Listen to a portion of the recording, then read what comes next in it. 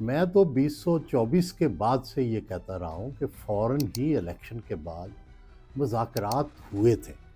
اور بالکل یہ گنڈا پور کی بات بھی درست ہے، اور اس میں یہ باتیں جو تھیں وہ ڈسکس ہوئی تھیں کہ اگر خان صاحب اس سسٹم کو مان لیں اور گھر بیٹھ جائیں اور نہ کوئی دھرنا کریں نہ کوئی کال دیں اور اندر پارلیمنٹ میں بیٹھ جائیں تو اگلے الیکشن کے بارے میں نہ صرف ان سے مشورہ کیا جائے گا بلکہ بات بھی کی جائے گی۔ اور اس حوالے سے یہ بھی سوچا گیا تھا کہ بھائی اگر آپس میں انڈرسٹینڈنگ ہو جائے تو ایک قومی حکومت بھی بنائی جا سکتی ہے۔ لیکن یہ ابتدائی طور پر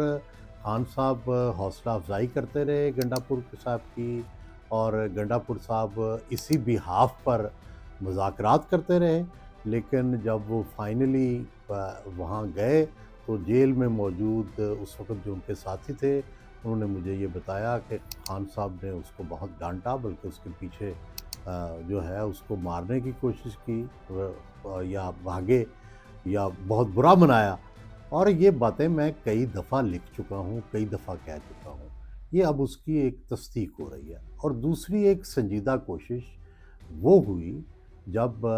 امریکہ سے ایک وفد بزنس مین تھے یا ڈاکٹر تھے ان کا آیا، ان کی بھی خان صاحب نے ابتدائی طور پر خود حوصلہ افزائی کی، اور مذاکرات جو ہیں وہ چلتے رہے، اور ان مذاکرات میں بھی یہی باتیں تھیں کہ بھائی کوئی ہمارا مسئلہ نہیں ہے، ہمارا مسئلہ صرف یہ ہے کہ یہ سسٹم چلے، اور جو ہے اور آپ خاموشی سے بیٹھے رہیں اور ہمیں معیشت پر فوکس کرنے دیں، اور جو ہے لیکن دوسری طرف ہوتا یہ تھا کہ خان صاحب کو جب یہ لگتا تھا کہ بھئی دوسری طرف سے کچھ اس حوالے سے نرمی ہے، تو ایک دوسرا گروپ جو کہ جس کو چیتا کہہ لیں، چیتا گروپ کہہ لیں یا عقاب گروپ کہہ لیں یا اگریسو گروپ کہہ لیں پی ٹی آئی کا، وہ یہ کہتا تھا کہ اگر آپ نے اس طرح سے کوئی مذاکرات کیے یا کسی ایسی ڈیل پر پہنچے تو نہ آپ کی مقبولیت رہے گی اور نہ آپ کی ساکھ رہے گی، اور اس وقت آپ بڑے پاپولر جا رہے ہیں اور آپ کی ساکھ بھی اور آپ کی مقبولیت بھی عروج پر ہے، اور یہ اتنا دباؤ موجود ہے کہ